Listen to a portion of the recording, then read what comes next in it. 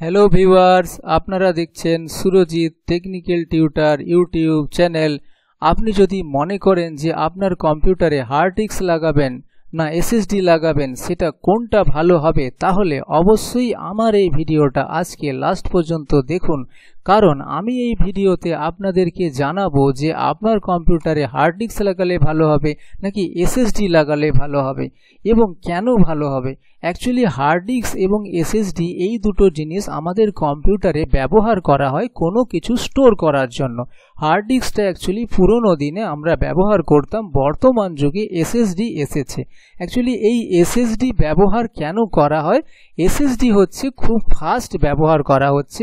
আমরা যখন আমাদের কম্পিউটারে পেন ড্রাইভ ব্যবহার করে থাকি, সেটা কিন্তু লাগানোর সঙ্গে সঙ্গে আমরা সেটাকে অ্যাক্সেস করতে পারি, কিন্তু আমাদের কম্পিউটারে যে হার্ড ডিস্কটা থাকে যার মধ্যে সফটওয়্যার লাগানো থাকে, ওটা যখন স্টার্ট হয় তখন আপনারা দেখবেন মেশিনটা চলতে চলতে অনেক সময় লাগে।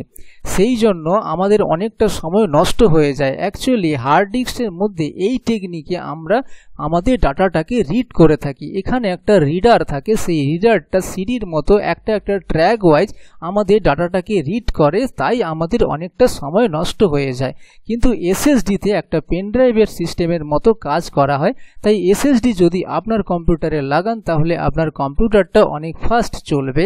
আর হার্ড ডিস্ক লাগালে কিন্তু আপনার কম্পিউটারটা একটু স্লো চলবে এসএসডির তুলনায়। এবার কথা হচ্ছে যে আপনি এসএসডি যদি কিনতে যান, সেক্ষেত্রে কিন্তু আপনাকে হার্ড ডিস্কের থেকে অনেক বেশি টাকা দিতে হবে। একটা হার্ড ডিস্ক যদি আপনি 500 জিবি কেনেন, সেখানে আপনার যত টাকা খরচা হবে, কিন্তু একটা এসএসডি যদি আপনি 128 জিবি কেনেন, সেই রকমই টাকা খরচা হয়ে যাবে। তাই যদি আপনি বেশি টাকা ব্যবহার করতে চান তাহলে অবশ্যই এসএসডি কিনুন, তাতে আপনার কম্পিউটারটা অনেকটা ফাস্ট চলবে। কিন্তু যদি আপনার কাছে টাকা কম থাকে তাহলে আপনি হার্ড ডিস্কেই আপনার জিনিস স্টোর করতে পারেন, সেক্ষেত্রে শুধুমাত্র আপনার একটু সময় বেশি লাগবে।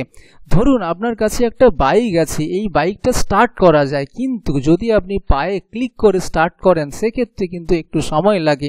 আর যদি আপনি সুইচ দাবিয়ে অটো ক্লিকের মাধ্যমে অটো স্টার্টের মাধ্যমে স্টার্ট করেন, সেক্ষেত্রে কিন্তু বাইকটা খুব সহজেই স্টার্ট হয়ে যায়। তাই বাইক স্টার্ট করা যেরকম একটা উদাহরণ দিলাম, সেই রকমই আপনার যদি পয়সা থাকে সেক্ষেত্রে আপনি এসএসডি ব্যবহার করতে পারেন, আর যদি পয়সা কম থাকে সেক্ষেত্রে আপনি হার্ড ডিস্কই ব্যবহার করতে পারেন। দুটোতেই আপনার কম্পিউটারের কোনো অসুবিধা হবে না। দুটো জিনিসের মধ্যেই কিন্তু হার্ড ডিস্ক মানে ডাটা স্টোর করে রাখা হয়।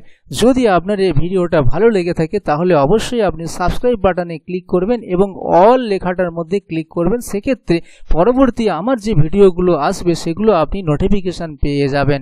ভালো থাকবেন।